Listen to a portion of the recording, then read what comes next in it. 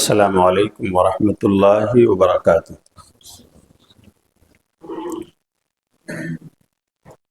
الحمد للہ رب العالمین والصلاة والسلام علی خاتم الانبیاء وسید المرسلین وعلی آلہ وصحبہ اجمعین ومن تبعہم بإحسان الی یوم الدین۔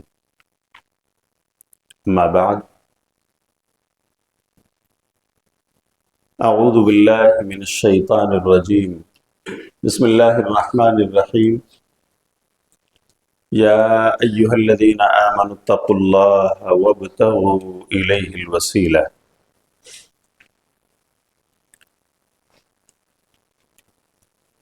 محترم حاضرین مسجد، دینی و ملی بھائیوں،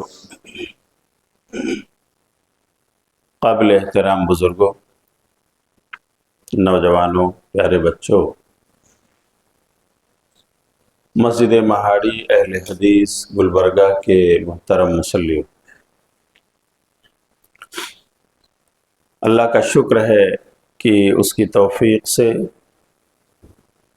اور گلبرگہ جمعیت کے احباب کی کاوشوں کے نتیجے میں یہ مختصر سا دعوتی دورہ ترتیب پایا، اور الحمدللہ مسجد مہاڑی اہل حدیث گلبرگہ کے صدر محترم اور اس کے متولی جناب امجد مہاڑی حفظہ اللہ کی کاوشوں کے نتیجے میں میں آج مسجد مہاڑی میں آپ کے روبرو ہوں۔ اللہ تعالیٰ مجھے قرآنی آیت جسے میں نے پڑھا ہے اس کی صاف اور سلیس انداز میں وضاحت کرنے اور ہم سب کو اللہ تعالیٰ اس کے تقاضے پر عمل کی توفیق عطا فرمائے۔ میں نے میرے بھائیوں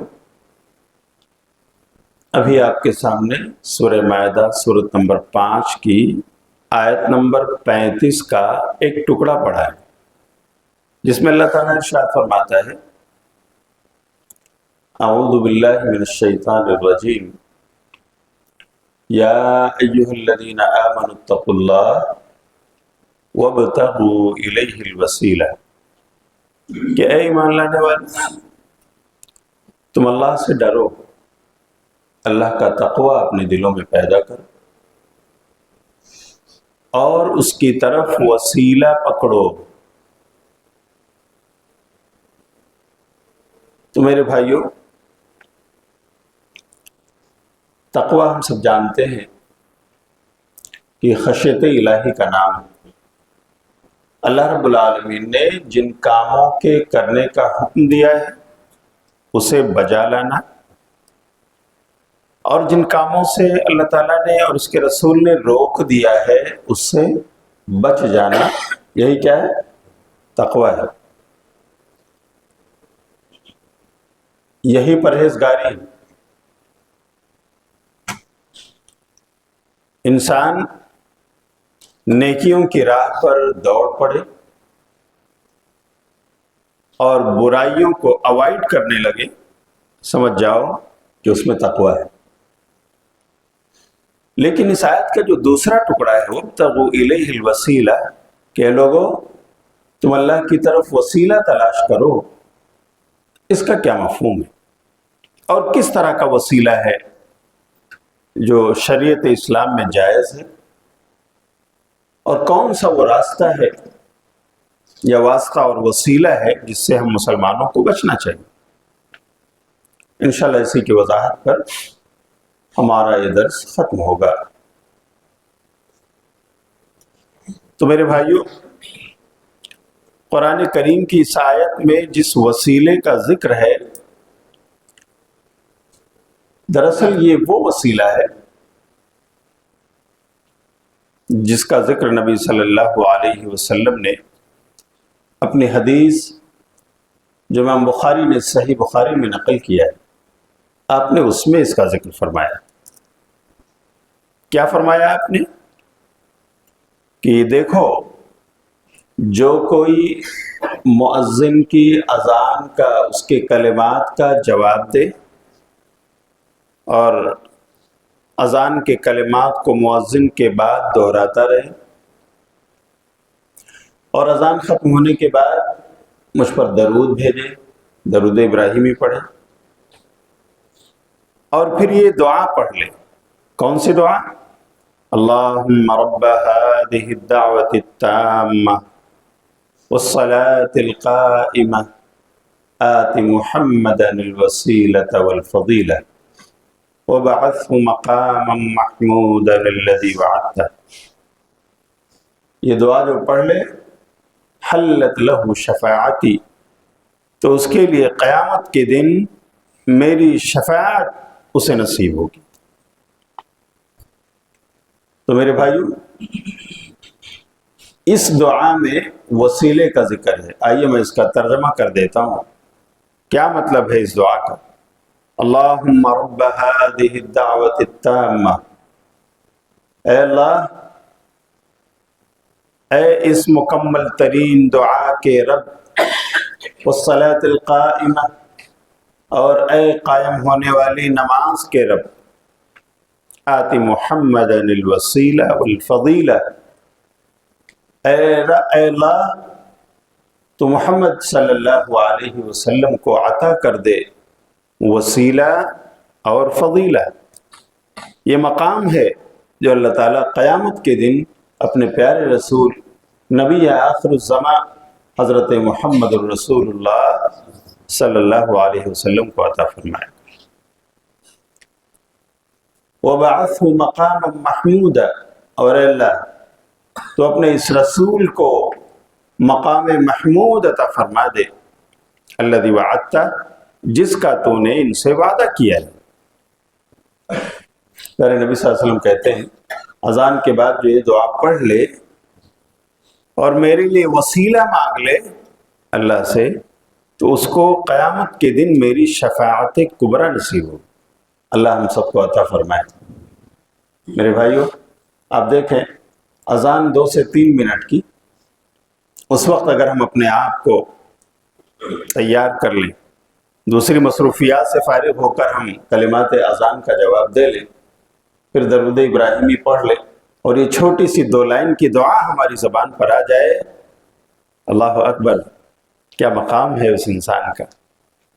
2 سے 3 منٹ دینے والے اس انسان کی عظمت یہ ہے کہ قیامت کے دن اسے کیا نصیب ہوگی؟ پیارے رسول کی شفاعت نصیب ہوگی۔ اللہ ہم سب کو ان خوش نصیبوں میں درج فرمائے۔ تو میرے بھائیو، سورہ مائدہ کی آیت نمبر 35 میں جس وسیلے کا ذکر ہے، اصل میں یہ وسیلہ ہے، لیکن یہ بات بھی اپنی جگہ مسلم ہے کہ شریعت میں کچھ چیزیں ہیں جن کو وسیلے کے طور پر، واسطے کے طور پر ہم اللہ کو پیش کر سکتے ہیں، جائز ہے، اور کچھ ایسی چیزیں ہیں جنہیں لوگوں نے، مسلمانوں نے، اہل ایمان نے وسیلہ تو بنا لیا ہے، لیکن وہ راستے غلط ہیں، وہ راستے ناجائز ہیں۔ تو میرے بھائیوں، وہ جائز وسیلہ کیا ہے؟ وہ شرعی راستہ کیا ہے جس کو پیارے نبی صلی اللہ علیہ وسلم نے اپنے صحابہ کو بتایا، اور آپ صلی اللہ علیہ وسلم کے صحابہ نے اسے اپنایا اور اللہ کو راضی کر لے گئے؟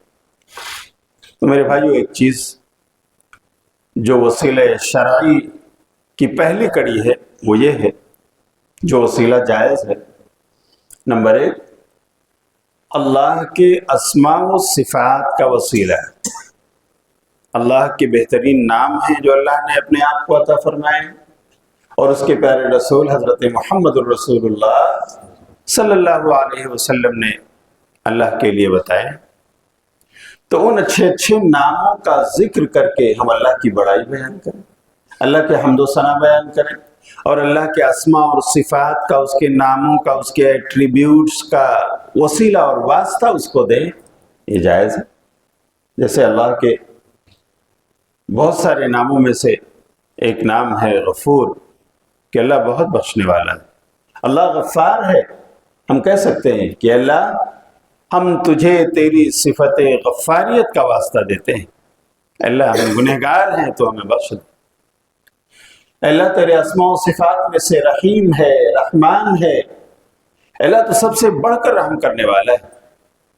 اے اللہ ہم کمزور مسلمانوں پر تو اپنی رحمت نازل فرما دے، ہم تجھے تیری رحمت کے نام کا واسطہ دیتے ہیں، اے اللہ تو ہم پر اپنی رحمتوں کی برکھا نازل فرما دے۔ اس طرح سے ہم اللہ سے مانگ سکتے ہیں، اسے اس کے ناموں کا واسطہ دے سکتے ہیں، جائز ہے۔ پیارے نبی صلی اللہ علیہ وسلم نے اپنے صحابہ کو سکھایا۔ ہم اگر جامع ترمذی پڑھیں کتاب الدعوات تو حضرت فضالہ بن عبید رضی اللہ تعالیٰ عنہ کہتے ہیں کہ ایک بار پیارے نبی صلی اللہ علیہ وسلم مسجد میں بیٹھے ہوئے تھے اور آپ کے ایک صحابی آتے ہیں، نماز پڑھتے ہیں اور نماز کے بعد ہاتھ اٹھا کر دعا کرنے لگتے ہیں، اے اللہ تو ہمیں دے دے، اے اللہ تو ہمیں نواز دے، اے اللہ تو ہمیں بخش دے، مانگ رہے ہیں۔ پیارے نبی صلی اللہ علیہ وسلم نے انہیں دعا کے بعد بلایا اور آپ نے کہا عجلت ایھا المصلی، اے نمازی آپ نے دعا مانگنے میں بڑی جلدی کی، کیسے مانگوں اللہ کے رسول؟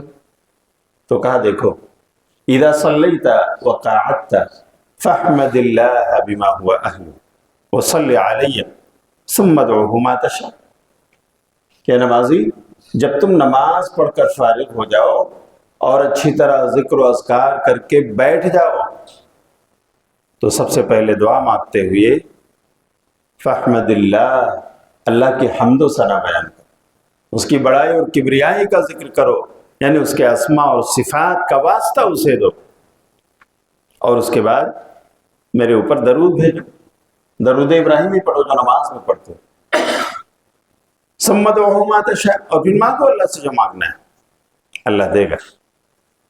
تو میرے بھائیوں، اس طرح ایک صحابی رسول نبی صلی اللہ علیہ وسلم کے سکھائے ہوئے یہ آداب سن کر کے گئے، وضو کیا، آ کر نماز پڑھی اور پیارے نبی صلی اللہ علیہ وسلم کے بتائے ہوئے طریقے کے مطابق دعا مانگنے لگے۔ پیارے نبی کہتے ہیں اے اللہ کے بندے مانگتا جا، اللہ تجھے دیتا جا رہا ہے۔ تو میرے بھائی، ایک تو یہ ہے کہ ہم اللہ کے ناموں کا واسطہ اسے دیں، اللہ کے اسماء و صفات کا وسیلہ اس کو دے، یہ جائز ہے۔ نمبر دو، دوسرا وسیلہ جو جائز ہے وہ یہ ہے کہ ہم ایمان والے لوگ اپنی نیکیاں، چاہے وہ ہماری نمازیں ہوں، ہمارے روزے ہوں، ہمارا عمرہ ہو، ہماری حج ہو، یا اسی طرح میرے بھائیوں ماں باپ کی خدمت ہو، سوشل ورک ہو، جو نیکیاں ہم کرتے ہیں ہم اپنی نیکیاں اللہ کو پیش کریں، اللہ کو اپنی نیکیوں کا واسطہ اور وسیلہ دیں، یہ بھی جائز ہے۔ امام بخاری رحمۃ اللہ علیہ نے ایک روایت نقل فرمائی ہے کہ ایک بار نبی صلی اللہ علیہ وسلم نے اپنے صحابہ کے درمیان درس دیتے ہوئے فرمایا کہ میرے صحابہ، ایک بار کا واقعہ ہے کہ بنو اسرائیل کے 3 لوگ سفر پہ نکلے، جا رہے تھے، راستے میں بادل اٹھے، گرجے اور تڑپے، طوفانی ہوائیں چلی اور بارش ہونے لگی۔ ان تینوں افراد نے سوچا کہ چلو اس طوفان اور بارش سے پناہ حاصل کر لیتے ہیں، بغل کا پہاڑ ہے۔ دوڑتے ہوئے گئے اور وہاں پر ایک گفا، ایک کیو نظر آیا، اس میں چھپ گئے۔ تو الحمدللہ وہ بارش اور طوفان سے تو بچ گئے، لیکن اللہ کا کرنا ایسا ہوا کہ اسی طوفانی بارش کے دوران ایک بڑی سی چٹان اسی پہاڑ کے اوپر سے کھسکتی ہوئی نیچے گری، اور گرتے گرتے آ کر اسی کیو اور گفا کے دہانے پر اس کے منہ پر آ کر رک گئی، بند ہو گئے، لوگ لاک اپ میں آ گئے۔ میرے بھائیوں، اتنا بڑا پتھر، اتنی بڑی چٹان کہ تینوں مل کر بھی اسے ہلانا چاہتے، کھسکانا چاہتے تو ان میں طاقت نہیں تھی۔ ایسے میں کیا کیا انہوں نے؟ پیارے نبی صلی اللہ علیہ وسلم نے بیان فرمایا، میرے صحابہ، ان تینوں نے اپنے نیک اعمال یاد کیے جو انہوں نے اللہ کے لیے کیا تھا، اور ان نیک اعمال کا واسطہ اور وسیلہ اللہ کو دیا۔ ان میں سے ایک نے کہا کہ اللہ تو جانتا ہے کہ میں بکریوں کا چرواہا، میں بکریاں چرا کر ان کا دودھ نکال کر اپنے بچوں کو پالتا تھا، پوستا تھا، اپنے ماں باپ کو بھی یہی غذا فراہم کرتا اور پھر خود پیتا تھا۔ ایک رات میں بکریاں چراتے ہوئے دور دراز علاقوں میں نکل گیا، واپس ہوتے ہوئے رات ہو گئی، میرے بوڑھے ماں باپ انتظار کر کے سو گئے۔ میں پہنچا، میں نے بکریوں سے دودھ نکالے اور پیالہ لے کر جب میں ماں باپ کے سرانے حاضر ہوا تو میرے ماں باپ سو رہے۔ اے اللہ، میں نے اپنے ماں باپ کو جگایا نہیں، اور ادھر میرے بچے دودھ مانگ رہے تھے، مجھ سے میری بیوی پیالہ طلب کر رہی تھی، لیکن میں نے کہا نہیں، یہ میرے معمول کے خلاف، میرے ماں باپ اگر بھوکے سو رہے ہیں تو ہم کیسے پی سکتے ہیں؟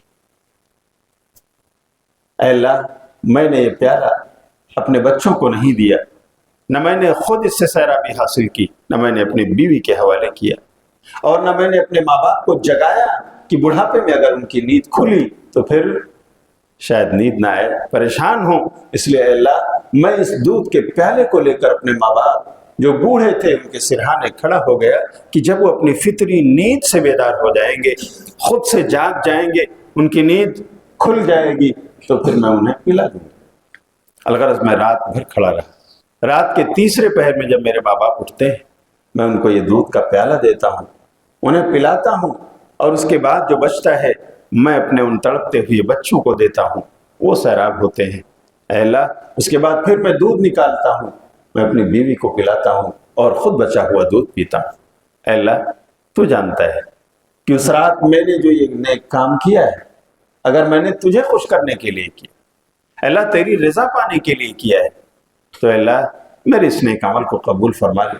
میں تجھے اپنی اس نیکی اور نیک عمل کا واسطہ اور وسیلہ دیتا ہوں کہ اس کی برکت سے اے اللہ ہمیں اس پریشانی سے نجات دے دے، یہ پتھر ہٹا دے۔ تو حدیث میں ہے، پیارے نبی کہتے ہیں کہ پتھر تھوڑا سا کھسک گیا، لیکن ابھی وہ نکل سکتے نہیں تھے، اتنا نہیں وہ کھلا تھا کہ نکل جاتے، لیکن ہوا آنے لگی، آکسیجن ملنے لگی، تھوڑی راحت ہوئی۔ دوسرے نے بھی اپنے نیک عمل کو یاد کیا اور اللہ سے دعا مانگی، اللہ کو اپنے نیک عمل کا واسطہ اور وسیلہ دیا، جس کی تفصیل اس روایت میں درج ہے، تو پھر تھوڑا سا وہ چٹان کھسک گئی۔ تیسرے انسان نے بھی، جو بنو اسرائیل ہی کا تھا، اس نے بھی اپنے نیک عمل کا حوالہ اللہ کو دیا، اللہ کو اپنے نیکی کا واسطہ اور وسیلہ دیا، اور جب اس تیسرے نے اپنی دعا ختم کی تو اللہ تعالیٰ نے اس چٹان کو اس قدر کھسکا دیا کہ نکلنے کا راستہ بن گیا، تینوں باہر آ گئے۔ اللہ نے ان کی دعا قبول فرما لی، ان کی نیکیوں کا وسیلہ اللہ رب العالمین نے قبول فرما لیا۔ تو میرے بھائیوں، اس طرح ہماری نمازیں، ہمارے رکھے ہوئے روزے، ہماری دی ہوئی زکوٰۃ اور صدقات، اسی طرح ہمارا کیا ہوا عمرہ اور حج، ماں باپ کی خدمت اور غریبوں اور محتاجوں اور یتیموں کی فریاد رسی، اور اس طرح کے جو نیک کام، سوشل ورک ہم کرتے ہیں، میرے بھائیوں ضرورت پڑے تو ہم اللہ کو ان نیکیوں کا واسطہ دیں، ان نیکیوں کا وسیلہ دیں، یہ جائز ہے۔ پیارے نبی صلی اللہ علیہ وسلم نے اپنے صحابہ کو جو یہ واقعہ بتایا، اس کا مورل کیا ہے؟ کیا ہے مورل آف دا اسٹوری؟ یہی کہ میرے صحابہ دیکھو، یہ واقعہ جو میں بیان کر رہا ہوں، مقصد یہ ہے کہ اگر تمہیں بھی ضرورت پڑے تو اللہ کو وسیلہ کے لیے اپنی نیکیاں پیش کر سکتے ہو، اپنی نیکیاں ان کا واسطہ اللہ کو دے سکتے ہو، اور اس طرح سے تم اپنی مرادیں اللہ سے پوری کروا سکتے ہو۔ تو دوسرا وسیلہ یہ ایک اور ہے، ایک تیسری چیز جس کا وسیلہ اللہ کے ہاں قبول ہے، وہ کیا ہے؟ زندہ انسان جو ہماری طرح چلتا پھرتا ہے، کھاتا پیتا ہے، ہوش و حواس رکھتا ہے، اللہ کی عبادت کرتا ہے، اس زندہ انسان کی دعا کا وسیلہ کہ میرے بھائی میری طبیعت ٹھیک نہیں ہے، اللہ سے دعا فرمائیے اللہ تعالیٰ مجھے شفاء کلی نصیب فرمائے۔ بولو، ہم کہہ سکتے ہیں کہ نہیں کہہ سکتے ہیں؟ جمعہ کے دن بہت سارے لوگ امام مسجد کو پرچیاں تھماتے ہیں، امام صاحب ابو ہمارے بیمار چل رہے ہیں، ان کا آپریشن ہونے والا ہے، اپوائنٹمنٹ مل گیا ہے، تو ذرا آج نمازیوں میں اعلان کر دیجئے کہ وہ دعا فرمائیں، اللہ تعالیٰ میرے ابو کا آپریشن آسان فرمائے، کامیاب فرمائے۔ امام صاحب اعلان کرتے ہیں، بولو ہوتا ہے کہ نہیں میرے بھائی؟ ہوتا ہے۔ کیوں یہ جائز ہے؟ اس لیے کہ یہ طلب ان سے کی جاتی ہے جو زندہ ہے، زندہ انسانوں کی دعا کا وسیلہ یہ لینا اور اللہ کو پیش کرنا یہ جائز ہے۔ خود پیارے نبی صلی اللہ علیہ وسلم حضرت عمر بن خطاب رضی اللہ تعالیٰ عنہ عمرے کو جا رہے ہیں۔ پیارے نبی صلی اللہ علیہ وسلم کہہ رہے ہیں عمر لا تنسانا فی دعائک، دیکھو اپنی دعا میں ہمیں نہ بھولنا۔ سبحان اللہ، قائد اعظم، امام انس و جان، امام الانبیاء حضرت محمد الرسول اللہ صلی اللہ علیہ وسلم اپنے ایک صحابی سے کہتے ہیں ہمیں دعاؤں میں نہ بھولنا۔ اللہ اکبر، یہ تعلیم، یہ درس ہے کہ امت کو میرا یہ پیغام پہنچے کہ ہم دوسروں سے دعا کرا سکتے ہیں، لیکن شرط یہ ہے کہ وہ انسان زندہ ہو۔ وہ کیا ہو؟ زندہ۔ اس کا مطلب یہ ہوا کہ جو لوگ اس دنیا سے جا چکے ہیں، اللہ کے ولی ہو سکتے ہیں، اللہ کے بزرگ ہو سکتے ہیں، اللہ کے پیغمبر اور رسول اور نبی ہو سکتے ہیں، لیکن وہ اس دنیا سے جا چکے ہیں، منتقل ہو چکے ہیں، عالم فانی سے عالم برزخ میں جا چکے ہیں۔ اب ان سے ہمیں وسیلہ لینا اور پکڑنا جائز نہیں۔ بہت واضح پیغام ہے میرے بھائی۔ تو زندہ انسانوں کی دعا کا وسیلہ، ایک بار حضرت عمر بن خطاب رضی اللہ تعالیٰ عنہ سے نبی صلی اللہ علیہ وسلم نے کہا کہ عمر دیکھو یمن سے آتے جاتے قافلوں میں اگر تمہیں کوئی اویس نامی انسان، اویس قرنی مل جائے جو فلاں فلاں قبیلے کا ہے، تو اے عمر اس سے تم اپنے حق میں دعا کروا لینا، تم دعا کروا لینا عمر۔ یہ کون ہے میرے بھائی؟ عمر حضرت اویس القرنی رحمۃ اللہ علیہ۔ یہ وہ شخص ہیں جو یمن میں تھے، قرن میں رہنے والے تھے۔ نبی صلی اللہ علیہ وسلم کا زمانہ انہوں نے پایا، لیکن نبی سے ملاقات نہ ہو پائی۔ وہ یمن سے چل کر نبی صلی اللہ علیہ وسلم سے آ کر ملاقات نہ کر پائے۔ وجہ ان کی بوڑھی ماں، اس کے وہ خادم تھے، ہاں اس کی دیکھ ریکھ کرنے والے، اس کی ضرورتوں پر ان کا سہارا بننے والے تھے، اور اسی ماں کی خدمت میں وہ وہاں سے ماں کو چھوڑ کر مدینے آ کر نبی سے ملاقات نہ کر پائے اور اس دنیا سے چلے۔ لیکن اللہ اکبر، ان کا اخلاص یہ تھا، ان کی ماں کی خدمت اتنی قبول کی اللہ رب العالمین نے کہ پیارے رسول صلی اللہ علیہ وسلم اس انسان کے بارے میں حضرت عمر جیسے صحابی سے کہتے ہیں کہ عمر تمہاری ملاقات ان سے ہو تو تم ان سے کیا کروا لینا؟ دعا کروا لینا۔ اور واقعی عمر بن خطاب رضی اللہ تعالیٰ عنہ کو موقع نصیب آیا اپنے دور خلافت میں کہ وہ قافلہ آیا، وہ پوچھتے رہے، طلب کرتے رہے اور لوگوں سے دریافت کرتے رہے۔ اویس قرنی سے ملاقات ہو گئی، کہا اویس میرے حق میں دعا فرما دیجیے۔ پیارے نبی صلی اللہ علیہ وسلم نے مجھے وصیت کی تھی کہ عمر اویس قرنی سے ملاقات ہو اور آپ ہی ہیں، وہ پہچان آپ ہی کی ہے، آپ میرے حق میں دعا فرما دیں۔ سبحان اللہ۔ تو میرے بھائیو، اس طرح سے ہم بھی آپس میں ایک دوسرے سے دعا لے سکتے ہیں، ہم دوسروں کے لیے دعا کر سکتے ہیں۔ یہ اور بات ہے ہمیں خود اپنے لیے بھی دعا کیا کرنا چاہیے؟ اپنے لیے دعا کرنا چاہیے اللہ سے۔ تو یہ تیسری چیز ہے میرے بھائیوں جس کا واسطہ اور وسیلہ ہم اللہ کو دے سکتے ہیں کہ اپنے بھائیوں سے بھی جو زندہ ہیں ان سے ہم دعا کروا سکتے ہیں۔ اب اگر آپ دیکھیں تو عمر بن خطاب رضی اللہ تعالیٰ عنہ کا زمانہ ہے، قحط سالی ہے، سوکھا پڑا ہوا ہے، بارش برسنا بند ہو چکا ہے، جانور پانی کے بنا تڑپ رہے ہیں، لوگوں کو پانی کی آس لگی ہوئی ہے۔ عمر بن خطاب رضی اللہ تعالیٰ عنہ جن کے خلافت کے زمانے میں مدینہ کیپٹل سٹی ہے، مدینہ دارالحکومت ہے، وہیں پر نبی صلی اللہ علیہ وسلم کی قبر ہے۔ میرے بھائیو، اگر صاحب قبر کا وسیلہ پکڑنا جائز ہوتا تو عمر بن خطاب رضی اللہ تعالیٰ عنہ کے لیے بہت آسان تھا کہ قبر رسول پر چلے جاتے، روضہ رسول پر حاضری دے دیتے اور وہاں کہہ دیتے کہ پیارے رسول آپ اللہ سے کہہ دیجئے بارش ہو جائے۔ لیکن نہیں، ایسا نہیں ہوا۔ عمر بن خطاب رضی اللہ تعالیٰ عنہ اس قحط سالی کے موقع پر گئے تو کہاں گئے؟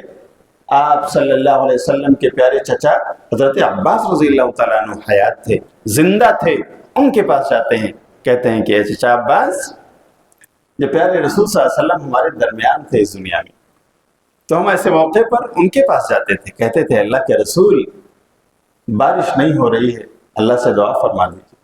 پیارے رسول دعا فرماتے تھے، اللہ بارش دیتا تھا۔ لیکن آج وہ ہمارے درمیان نہیں ہے، وہ اس دنیا سے جا چکے ہیں، عالم برزخ میں ہیں، آپ پیارے چچا ہیں رسول کے، ہم آپ کے پاس آئے ہیں کہ چلیے دعا کروا دیجیے، اللہ تعالیٰ بارش عطا فرما۔ تو میرے بھائی، عمر بن خطاب رضی اللہ تعالیٰ عنہ جیسا صحابی، وہ صحابی رسول جن کے بارے میں پیارے نبی صلی اللہ علیہ وسلم نے کہا لو کان بعدی نبی لکان عمر، میرے بعد اگر نبوت کا سلسلہ ہوتا تو کون ہوتے نبی؟ حضرت عمر بن خطاب رضی اللہ تعالیٰ، لیکن میرے اوپر نبوت کا سلسلہ ختم ہو چکا ہے۔ وہ صحابی رسول جو معمولی سی گستاخی بھی برداشت نہیں کرتے تھے رسول کی، اور اگر کوئی کرتا تھا تو عمر بن خطاب اپنی تلوار کو میان سے باہر کر کے اللہ کے رسول سے کہتے مجھے اجازت دیجیے اس گستاخ کی گردن اڑا دیں۔ وہ صحابی رسول قحط سالی کے موقع پر قبر رسول پر نہیں جاتے، صاحب قبر کا وسیلہ نہیں دیتے، کس کے پاس جاتے ہیں میرے بھائیوں؟ بولو، آپ کے چچا حضرت عباس رضی اللہ تعالیٰ عنہ کے پاس۔ کیوں؟ اس لیے کہ وہ زندہ تھے، وہ حیات تھے۔ تو میرے بھائیوں، اس سے بہت کھلا ہوا درس ملتا ہے کہ اگر ہمیں کسی کا وسیلہ، انسانوں میں سے کسی کا وسیلہ لینا جائز ہے تو وہ زندہ انسان کی دعا کا وسیلہ، زندہ کا۔ میرے بھائیوں، فائدہ یہ ہے کہ ہم جو اس دنیا سے لوگ جا چکے ہیں، ہم ان کا وسیلہ پکڑ سکتے ہیں؟ بولو نہیں۔ اس لیے ہمیں میرے بھائیوں ان چیزوں کو سیکھنا ہے، اور اسی کے مطابق ہمیں اللہ کے سامنے اپنی مرادیں رکھنی ہیں، اللہ کو انہی چیزوں کا واسطہ دینا ہے، جن میں سے ایک چیز ہے کہ اللہ کے ناموں کا واسطہ اور وسیلہ ہم اسے دیں، ہے نا، اس کی تعریف کریں، بڑائیوں کی بریائی بیان کریں، اللہ قبول کرے ہماری دعا۔ اسی طرح ہم اپنی نیکیاں اللہ کے حضور پیش کریں، اور اللہ سے ہم اس کا واسطہ دیں کہ اللہ یہ نیکیاں اگر ہم نے تیری رضا کے لیے کی ہیں، تجھے خوش کرنے کے لیے، تو اللہ تو قبول فرما لے، ہماری فلاں مراد کو پوری فرما دے، اللہ تعالیٰ ہمیں دے گا۔ اسی طرح تیسری بات جو میں نے بتائی کہ نیک زندہ انسان کی دعا کا وسیلہ ہمارے لیے لینا جائز اور مباح ہے۔ اللہ تعالیٰ ہمیں جو یہ شرعی اور اسلامی وسیلہ ہم نے بیان کیا ہے، اسی کے دائرے میں رہتے ہوئے اللہ تعالیٰ ہمیں اپنی دعائیں کرنے کی توفیق عطا فرمائے۔ اور اے اللہ، جو ہماری جائز تمنائیں ہیں ہمارے جس بھائی یا بہن کی، اے اللہ ان کی وہ جائز تمنا تو پوری فرما۔ اور اے اللہ رب العالمین، اس سلسلے میں وسیلے کے تعلق سے جو بعض بھائیوں میں، بعض بہنوں میں گمراہیاں ہیں کہ وہ غیر اللہ کے دروں پر جا چکے ہیں، اے اللہ جو صاحب قبر کو وسیلہ بنانے لگے ہیں کہ شاید انہیں اس کا علم نہیں ہے، اے اللہ تو انہیں اپنے ہوش و حواس میں اس کھلے ہوئے گناہ سے توبہ کرنے کی توفیق نصیب فرما دے۔ آمین۔ وآخر دعوانا ان الحمدللہ رب العالمین۔ میں شکر گزار ہوں مسجد مہاڑی اہل حدیث گلبرگہ کے ذمہ داروں کا کہ الحمدللہ ان کی کاوش کے نتیجے میں آج صبح صلاۃ فجر میں آپ کے بیچ میں ہوں، مسجد مہاڑی میں ہوں، اور آپ سے ملاقات کا شرف پا رہا ہوں، اور یہ کتاب و سنت کی باتیں بھی کرنے کا موقع ہاتھ آیا ہے۔ اللہ تعالیٰ ہم سب کی بیٹھک اور نشست قبول فرمائے، ہم سب کے لیے ذریعہ مغفرت بنائے، اللہ تعالیٰ اسے نفع بخش بنائے۔ آمین۔ وآخر دعوانا ان الحمدللہ رب العالمین۔ والسلام علیکم ورحمۃ اللہ وبرکاتہ۔